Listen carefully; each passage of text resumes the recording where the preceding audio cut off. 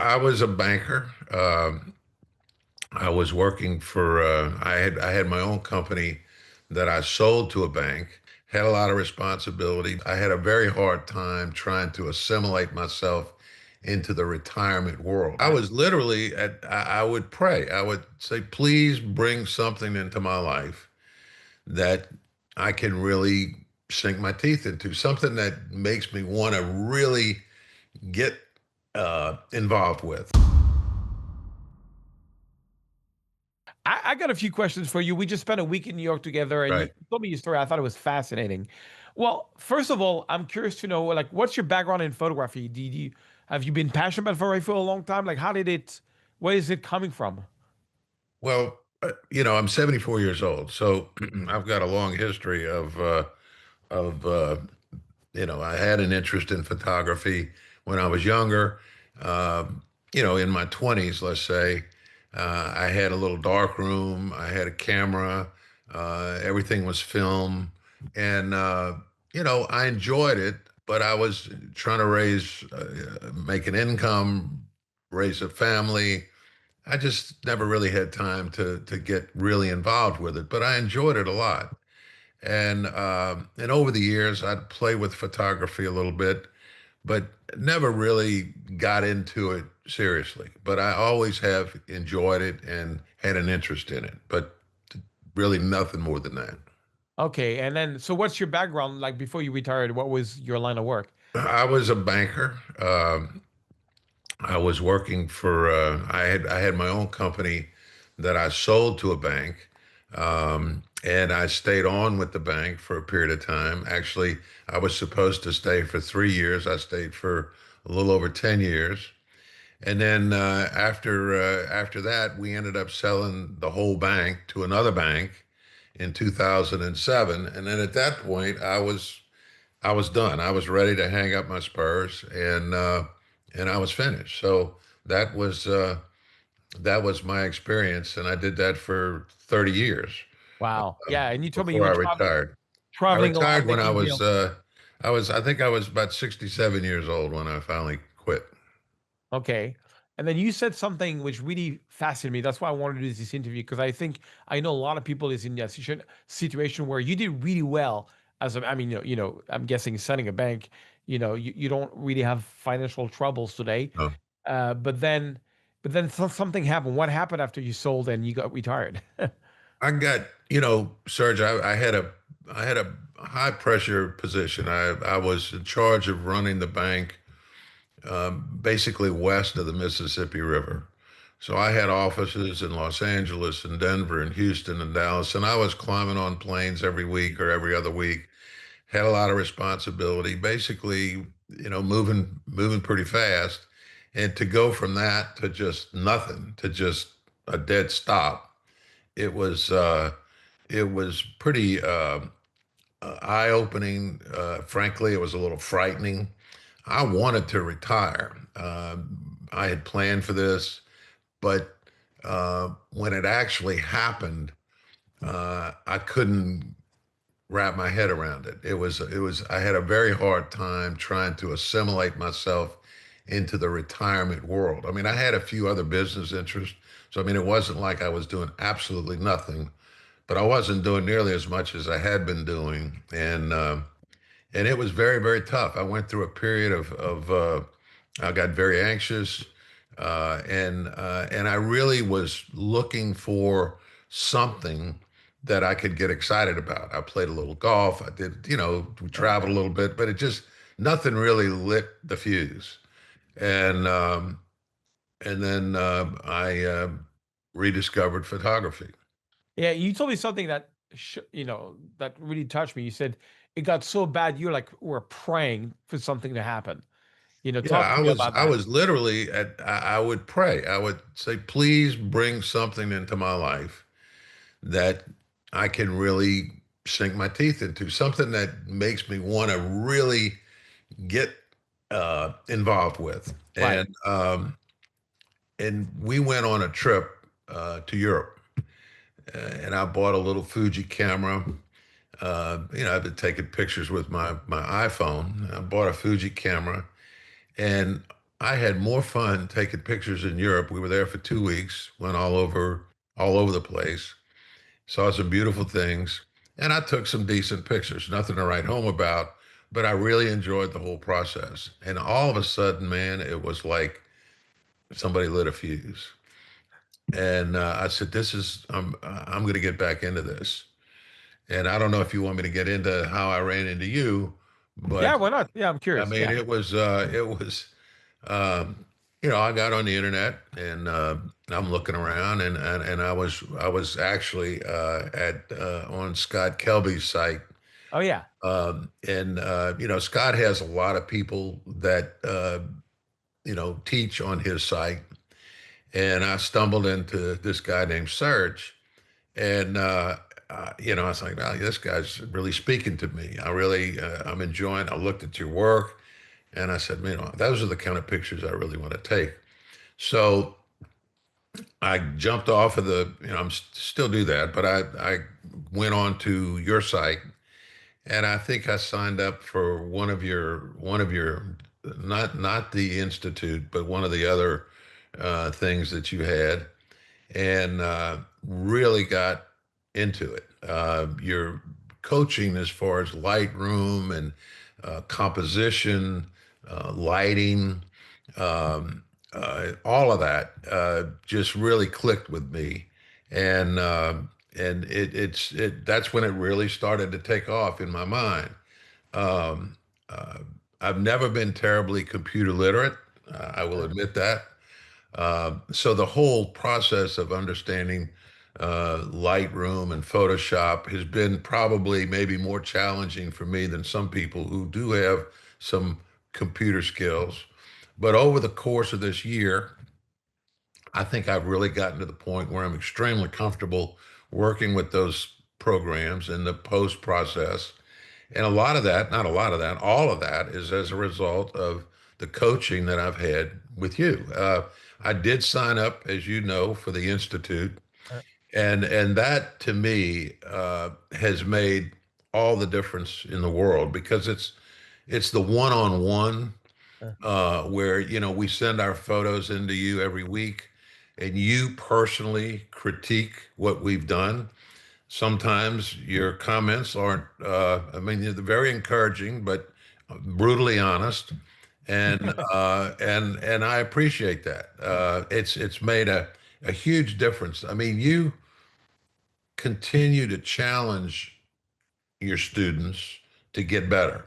I've yeah. sent in stuff to you, and I'm thinking, okay, Serge is going to give me a gold star for this one. And it's, well, it's crooked and this, and you need this, and you got to brighten that up and whatever. But you're right. And I go back and I redo it and I look at it and I'm saying, okay, that's a much better photo than I had before. I'm going to tell you a little funny side story. Yeah. My friends, I show them the pictures that I take today. They do not believe I took the pictures. They they think, okay, you paid somebody to take those pictures, or you bought those pictures, or whatever the case might be. Yeah. But and it's true. I mean, I look at the stuff that I do today, and I compare it to what I did a year ago, and it's like completely. It's the same camera, but it's Yeah. just the composition, the lighting. When I walk around today, when I go out, when I get in my car and I'm driving to the store, wherever I'm going, I'm looking at light, I'm looking at leading lines. I mean, it's like it's in my head all the time. Yeah. And that's because of you. And Oh, and thank you. it's been that whole process that we've been through that has made such an incredible difference in. I'm proud of what I do now. I mean, I love to show people my work. People love to see my work. When people now, they've kind of gotten accustomed to the fact that I take these beautiful pictures, and they're always like, "What have you got? Show me what your newest stuff looks like." So it's kind of an ego thing too. So I really enjoy it, and it's been fantastic. Yeah, and what really struck me, I mean, we last week or the week before when we're in New York together, I felt you were like a 17 years old in, like, I don't know, discovering video games or something. It was like you were so excited. And I was like, wow, this guy is really excited about photography. And it's when I mean, you told me, even the health issue you've had after you retired and how bad things got for you and how that's what I find fascinating. I always say, you know, what makes a human being go is his dreams and ambition. And when a man has no more dreams and ambition, when he's I've worked a lot with movie stars, for example. I used to be a producer in France. I've personally known like 10 big movie stars. And, usually movie stars have sold, they're beautiful people. They have all the money they want. They have all the fame they want. And sometimes their mental health is really a problem because what I've seen is when you have conquer everything, you know, you the you, someone always needs to have something to conquer, always mountains to go to, And if he doesn't have it, then he's going to take small things in their life and make a big deal out of it. I remember this one movie star, he would go crazy about, being able to stop smoking, and would do all kind of weird stuff and hypnosis and other things to try to stop smoking. And then like it was such a big deal, or somebody else will make like a huge deal because his wife looked at another man, and it Right. becomes like this huge thing which is like out of proportion. They just, I've seen that even their mental health going crazy because they don't have a dream or a goal to go to. We need you're a big person. You made a bank. I mean, like not everybody can say that. You created a bank from scratch and you sold it. You're the first banker that made so much money that I've ever met. And but also having nothing to do is very dangerous, and you're the living proof of it. And I have a lot of retired people on my coaching. I would say 80% is retired. And I thought that's why I wanted to hear your story, because I think it's really cool. And I want to show some of your work from New York too, so we can see what the fuzz is all about. And I will let me just put it. Let me just say this: that Yeah. the workshop that we did, um, that 4 days, whatever it was, 4 days was incredible. Not only was it incredible because we got to stand in some beautiful things to take pictures of, obviously that you brought us to, but it was when we got into the hotel and we had the classroom session where you could sit behind us and literally do this, do that, change this, change that. Let me look at it. Give me your computer. Let me show you what I would do. That kind of hands on made a huge difference. I mean, it took me to even another increment up, which I think was, look, to talk about excitement, for me to get up in the morning at 5 o'clock when it's pouring down rain, to walk in the rain blocks to go to Times Square to take pictures in the morning before the sun comes up, I've got to be pretty excited. Yeah. Yeah. We had a lot of fun. It was, I really, you honestly, some people are more joyful than others. You made that week really special for me. So that's why Thank you. I wanted the world to know you a little bit better, because All right. I think you got, I just love your excitement about photography, because you see, I've been doing this full time for 20 years now, and it does not go away. Like, I'm still super pumped on my next, I'm going to do this whole tour to promote a movie in January, and all the, I'm going to go to starts in Los Angeles, and Sedona and Bryce Canyon and Grand Canyon and Death Valley and the Valley of Fire and Sedona. I'm so excited. Some of the places I've never been to, and I'm doing this with like a lot of open free photo walk to meet people. And then I have, I'm doing a whole thing in June in Yosemite. Then, I do a lot of workshops. I really love the workshop Right. to meet the people, to go to the nicest place on planet Earth. Ansel Adams, as I told you, used to say, if you want nice photo, point it at something nice. That's why I Right. do these workshops. And you know, I I learned photography because I became the assistant to Scott Kelby for a week and to Jean-Michel Bertz for a week. Both of them are top. Like Jean-Michel Bertz, when I became his assistant in Jerusalem, because he was doing a book there, I went there for a week with him. I learned more in that 5 days than I did in 5 years watching YouTube videos. It was incredible because I was sitting exactly what you said, sitting next to him, taking photos, then retouching, seeing him how he's retouching it. And it was funny because he was taking like very boring daylight photos, because we were shooting like, I remember shooting the Western Wall like in the afternoon. It was very, but like you would turn them in masterpiece in black and white. That's when I learned this famous thing that I teach people. Bad light go black and white. And anyway, I want to show some of the stuff you got from New York.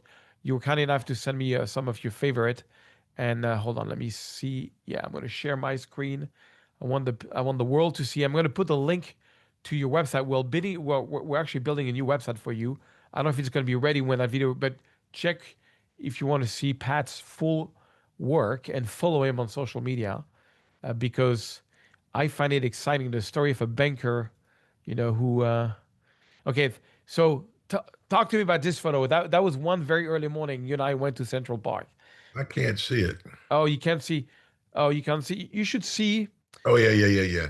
Okay. That was, and I've actually improved that one because I lit up the lamppost. But this was a a walk we did through Central Park. It was very early in the morning, and and we went to a number of different locations, and we came upon this spot right here.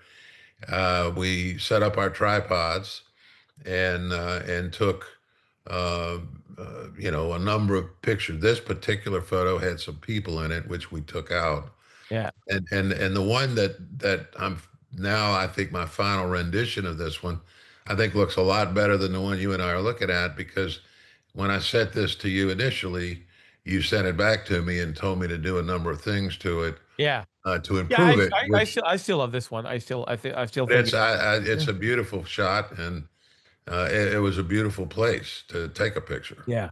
Yeah, and I love how, centered, how you compressed it. It's really cool. And then so then with this one, oh yeah, this is my favorite. Now this one, that was crazy. So one night we were supposed to go on the top of the rock like on Tuesday night or something, and it was raining, so we couldn't go because they closed it. So we ended up going on a Thursday, and we just went there like for the most spectacular sunset of the month. And I love that shot. No, And and it was very cold and windy too, if you yeah, remember. yeah, yeah. And what's crazy is, tripods are not allowed, but you shot this by hand, right? Yes, With no, this one was the SL2, right? Or the Q3, I forgot. it's a SL3, SL3, sorry. right? With the zoom. Yeah, the quality of the SL3, I mean, it's a Leica camera for people who doesn't know. I think it's the most powerful camera in the world, just because the rendition, I think Leica and Hasselblad are really up there into the quality of the pixel. I love everybody who goes on the top of the rock gets, the Empire State Building, but the fact that you had the moon over, I don't know what that building is, and the Chrysler Building in the back, and I don't know, I just really, really, really fun. And that sunset was so insane. And I love how natural you retouched it. It's not too much. It's exactly as it was. It's like that's exactly how I remember that night. What a magical night. It was The wind was blowing so hard that I could hardly keep my camera still. It was literally blowing the camera around I don't know, 40 miles an hour. I mean, Yeah. it Yeah. was unbelievably windy. But the photo is there. This is back home, right? You from This New is in New Orleans. This Yeah. is a shot one morning. I got up early, and this is New Orleans' version of Manhattan, uh, Yeah. which is obviously not quite as impressive. But this is the Caesars Casino and the Four Seasons Hotel, and I went across the river, and I took that picture through a fence. It's as close as I could get to the river, and that was actually I did that one with the multiple exposures. Yeah. Yeah. Beautiful, beautiful, blue hour, dusk, lights. Oh, where is this one? That's very nice too. This Where's is that? in this is in this is St. Louis Cathedral in Jackson Square in New Orleans. Ah. It was another day, uh, and again, very early morning. This is one where I turned the lamps on like you taught me to do, Oh, wow. I and didn't then even see that. Wow. I played with the color a little bit, made the sky a little bluer. But this is St. Louis Cathedral in the French Quarter in New Orleans, and that whole area right there is called. You'll see Andrew Jackson on his horse in front of the cathedral. That's Right. called Jackson Square.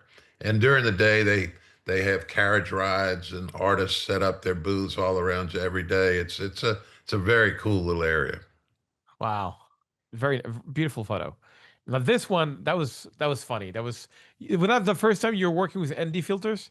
You actually taught me how to use an ND filter when I took this well, the series of pictures. Um, I had watched you talk about it. I made sure I got the ND filter that you could just snap off and on, the magnetic one, Yeah. and it's a 10 stop filter, and obviously beautiful effect in the sky and the water, and I love this picture. Yeah, I mean, for like your first ND filter photo, that's insane. And the framing is perfect, from the one tower to the Brooklyn Bridge. It's just like perfectly framed. The water is flat. You got the stretchy clouds from like the 30-second exposure. That was like at we shot Dumbo like at 6:30. That was like at 7 in the morning, very early. Right. It was also pretty cold. I remember that. New York can be cold in the morning. Now this one, that I thought this is Central Station as a foreground element too, and I like that one better than the one I have with the Brooklyn, the Chrysler Building. Sorry, and I think this one is a very interesting composition. I would make it more straight if you get a chance. That's the kind Okay. of photo where you could also do some sky replacement on it, like just add a little bit of this. On my Florida sky, you'll see this sort of blue hour that has this highlights of because that would that sky is a little boring, but I love how you framed this one. I thought it was kind of cool. Thank you. It's a really nice one. Now, this one, it's funny because this one, usually I don't like when the sky is too dark, but the way you have this gradient from black to dark blue and the shine on the buildings is unlike I think this is really like one of the strengths of the Leica is the way, because on the Sony it doesn't look like this at all, but the Leica has a way to capture the highlights and the colors at night that's very impressive. Yeah, I tell you, that was handheld too, hanging off the side of the ferry. yeah, I have to tell you a little story. When I was a movie producer, there was a very famous actor. He had he was living in Montmartre, right? Gérard Jugnot for the French people, like super famous. I would say like Ben Stiller in France. Ben Stiller kind of Owen Wilson, Yeah. Ben Stiller kind of character. And he was living in front of a gallery. And what that gallery was doing, they were selling for $20,000 prints like this, but they would only take photos of New York, Manhattan, where the sky was dark and then they would make holes in the photo and then LED lights. So it was like a big box. And I remember the movie star had a big one. It was exactly that photo. Reminds me of that. And I was like, oh, that's interesting. Because I don't like to shoot when the sky is too dark. But, this is, you shot it. I call that like an end of a blue hour shot because it's not the night yet. We still have a bit of shine, but like the shyness of this photo is absolutely insane. And like on metal with you have to be careful if we print it. You have to make it a bit brighter because it's gonna, when you print it, it becomes dark. So I would advise you on these photos to do some tests before you print them because I know you're renovating your house. Right, right. I don't know which one you're gonna pick or your wife's gonna pick, but this one is like a diamond to me. It's absolutely gorgeous. Thank you very much. People that have seen this love it. Yeah. And look at this one. So that's a crazy story. I totally missed. I was playing around with the beam. The beam is this attraction, and I totally missed. There was a firework happening in Central Park. As there was like one of them was crazy sunset. This is the east side, so we don't get the sunset colors, but you catch by hand. You got the fireworks. That's crazy. Yeah. No, that was cool. That was a Yeah, and cool thing. also, yeah. And there's something about Leica, the way like I can tell right away this is a Leica photo. My Sony photo, my Q3 looks exactly like that, but not my Sony. It's funny how every brand has a different way, and I find Leica for New York is actually really great. It's just I was very impressed. One thing that shot me on the workshop is Lightroom pretty well. Like you were, often I would come and the photo would be already retouched, and I was like, wow, this, sometime I gave you some tweaks, but you got the good base of photo developing, and like this is a great example. I mean, Especially this, for a guy that couldn't even turn on a computer a year and a half ago. So yeah, that's pretty. But this is one of my favorite. Like that, I don't know which one you're gonna pick for your new house, but yeah, that's probably more than one. yeah, this one, and this one are incredible. I really like this one. I think this is where you live. This one, I mean, I love them all. I love them all. This one I would do a bit more work on, but I think composition is I'm strong. going But to play anyway, with that with the sky. I think that's yeah, yeah, and definitely making it more straight and right. yeah, and again, without going into being dramatic, but I find it fascinating how bad you were doing after making all this money from that sale, and then and art kind of saved you, in a way. I find that fascinating, you know. Well, it look, it we all need something to be passionate about, or hopefully, and I have a wonderful family. I'm very close to my kids, my grandchildren. We're a very, very close knit family. But I just, I was bored. Uh, I just didn't have anything that really got me jacked up. And now, I just love fooling with this stuff. I love Yeah, taking the pictures, and I love the post process as much as I do taking them. yeah. Yeah, and what's crazy is a lot of people think that, the game in life is to acquire as much wealth as possible. And, I don't know what you're comfortable saying, but, you didn't sell the bank for $2. It's a bank. You know what I mean? It's not, Right. it's like, you could probably not have to work for several generations and you still are excited like a kid to take photos, which I find fascinating because, a lot of people think, I also gave up a lot of money to become a photographer because I was doing really well in business and, missed a big opportunity that I could have done, but absolutely no regrets because, I chose that life.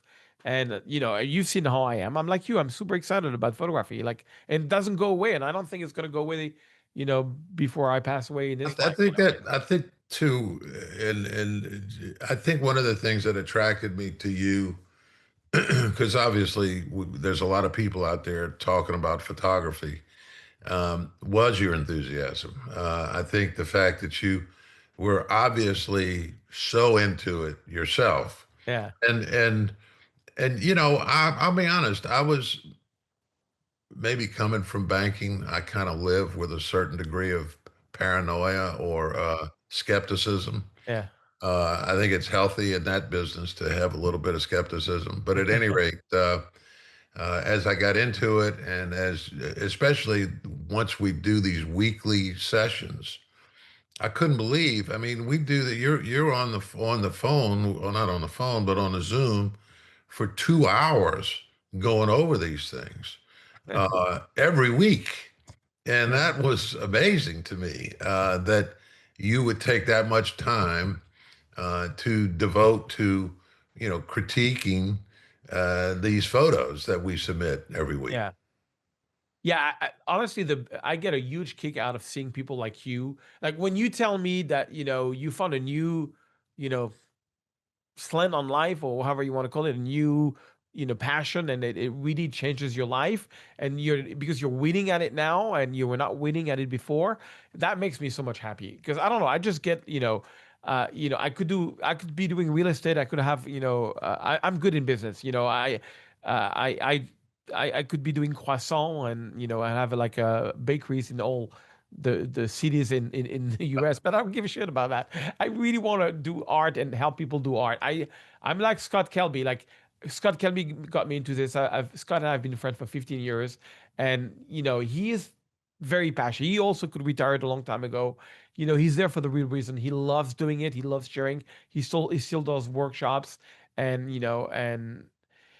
yeah, I think it's what you said. It's the I don't know. There's something special about following a basic goal like this and a purpose. It gives a lot of energy. It And I think gets it's me. important, though. Yeah, It's important to hitch your wagon to the right person or the right situation. I mean, there's no question in my mind that because of this relationship, um, what I do with this stuff today, it bears no resemblance whatsoever to what it looked like a year ago. I mean, it's amazing to think, okay, it was the same camera, it's the same this, it's the same that, but the end product is just totally different than what it used to be. And like I said, my friends don't believe. Took the pictures. Yeah. Well, it anyway. It's been I was very every once in a while you meet a student which you think is special. I really think it was something special. We had a great connection in New York, Yeah, and we did. I because I love you enthusiastic too. And anyway, I'm curious to see you're about to graduate from the institute. I'm going to be a little tough with you on the last two, You just always because. are, but that's what we pay you for, Serge. And but I'm happy for you to graduate from this, and I think you're going to make an extremely good career as a photographer. I hope to see you somewhere. We get photo workshop or not, that we get to see each Yeah, I other think I'm, again. I'm hoping to do another workshop next year. That'd be awesome.